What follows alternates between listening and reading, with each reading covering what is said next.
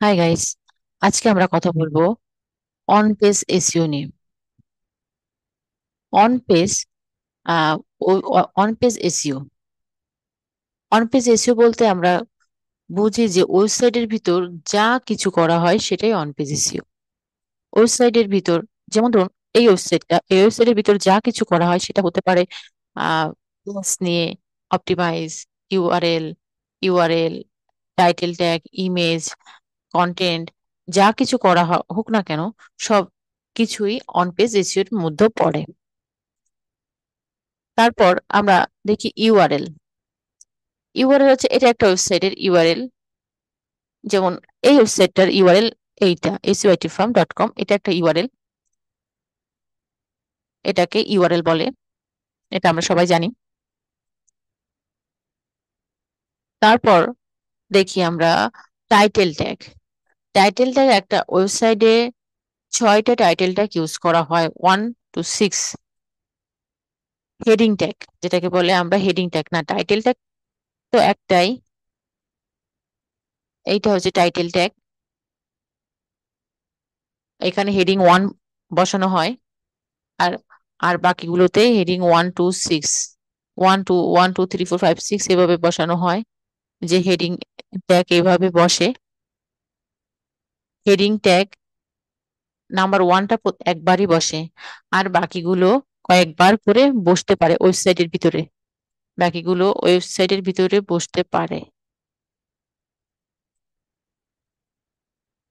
এখানে একটা keyword place করা হয়েছে হেডিং ট্যাগের ভিতর। এটা একটা হেডিং ট্যাগ 2 বা 3 বা 4 5 6 এরকম হতে পারে, কিন্তু হেডিং ট্যাগ একবারই, হেডিং ট্যাগ যেটাকে বলে টাইটেল ট্যাগ, হেডিং 1, সেটা একবারই বসে ওয়েবসাইটের ভিতরে। তারপর আমরা দেখি যে কন্টেন্ট। কন্টেন্ট হচ্ছে ওয়েবসাইটের ভিতরে এই যে লেখাটা দেখছেন, এইটা হচ্ছে কন্টেন্ট।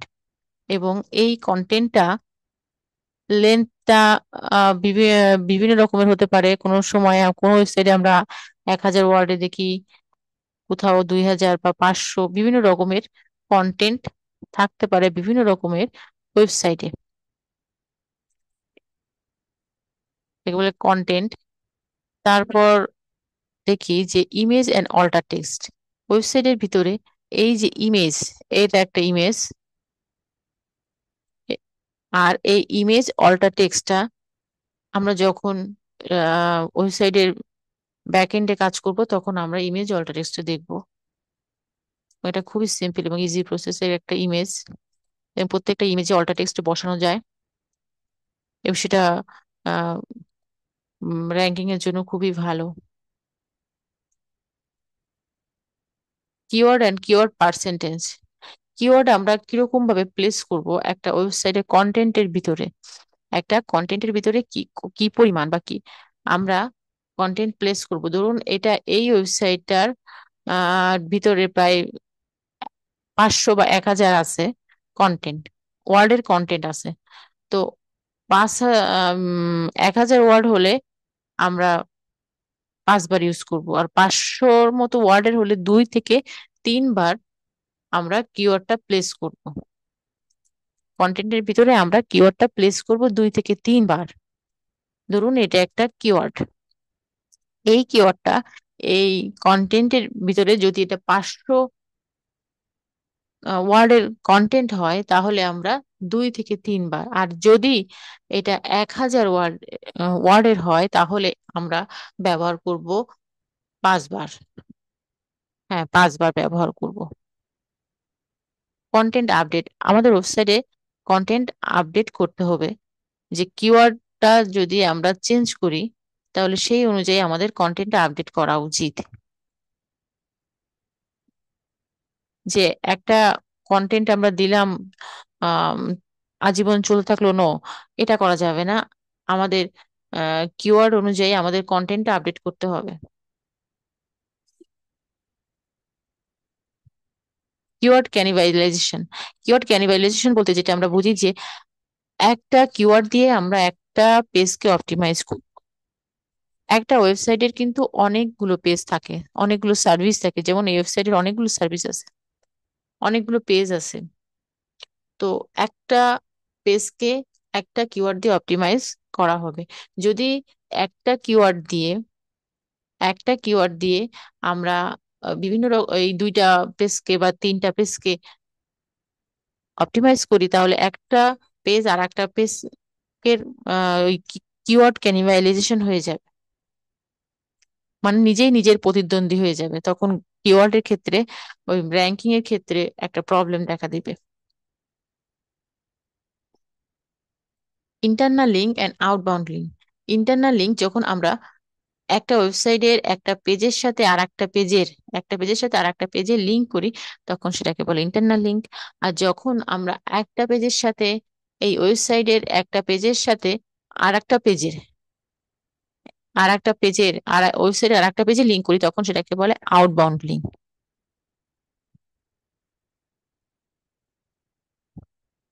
Outbound link. আজকে আমরা কি দেখলাম? আজকে প্রথমে আমরা দেখলাম on page SEO. On page SEO বলতে একটা ওয়েবসাইটের ভিতর যা কিছু করা হয়, যে কাজ করা হোক না কেন, সেটাকেই অন পেজ এসইও বলে। একটা ওয়েবসাইটের ভিতর যা কিছু করা হোক সেটাকে অন পেজ এসইও বলে। সেটা হোক কন্টেন্ট দেওয়া, ট্যাগ ঠিক করা, হেডিং ট্যাগ ঠিক করা, ইউআরএল ঠিক করা, ইমেজ ঠিক করা, যাবতীয় সব কাজকে অন পেজ এসইও বলে। আমরা ইউআরএল আমরা ইউ এটা একটা ইউআরএল, আমরা ইউআরএলটা জানি সবাই, যে ইউআরএল এটা একটা ওয়েবসাইটের ইউআরএল, এটা আর একটা ওয়েবসাইটের ইউআরএল। Title tag. তারপর আমরা দেখেছি যে টাইটেল ট্যাগ এইখানে একটা এটা একটা ট্যাগ, এটা হেডিং 1, হেডিং 2, 3, 4, 5, 6 এবার ছটা ট্যাগ থাকে। হেডিং ট্যাগ, এটা টাইটেল ট্যাগ 1 একবারই ইউজ করা হয় ওয়েবসাইটে, আর 2, 3, 4 এটা বারবার ইউজ করা যায়। ও ইউআরএলটা আমরা অলরেডি দেখেছি। ওয়েবসাইটের কন্টেন্ট, এই যে লেখাগুলো এগুলোকে কন্টেন্ট বলে ওয়েবসাইটের। তারপর আমরা দেখছি ইমেজ অল্টার টেক্সট, এটা ইমেজ, এবং ইমেজ অল্টার টেক্সট যখন আমরা ইউজ করি তখন একটা র্যাঙ্কিং এর ক্ষেত্রে একটা ভালো পসিবিলিটি থাকে, এই জন্য ইমেজ অল্টার টেক্সট ইউজ করতে গুগল অ্যালগোরিদম সাপোর্ট করে। তারপর হচ্ছে কিওয়ার্ড এবং কিওয়ার্ডের পার্সেন্টেজ যে 1000 ওয়ার্ডের হলে আমরা 5 বার ইউজ করব, আর হচ্ছে 500 ওয়ার্ডের হলে 2 থেকে 3 বার আমরা আমাদের কিওয়ার্ডটা প্লেস করব কন্টেন্টের ভিতরে। তার বেশি ইউজ করলে কিওয়ার্ড ফোর্স করে ইউজ করা হয়ে যাবে, তখন র্যাঙ্কিং একটা প্রবলেম দেখা দেবে। তারপর কন্টেন্ট আপডেট। আমাদের ওয়েবসাইটে আমরা কন্টেন্ট আপডেট করব, এক কন্টেন্ট দিয়ে সারা বছর চলবে এমনটা না। তারপর কিওয়ার্ড ক্যানিবালাইজেশন বলতে যেটা বলছে একটা কিওয়ার্ড দিয়ে একটা ওয়েবসাইটের একটা পেজকে অপটিমাইজ করা হবে। একের বেশি ওয়েবসাইটকে অপটিমাইজ করলে সেটা হয়ে যাবে keyword cannibalization. It is very easy and simple. Bye bye, see you next.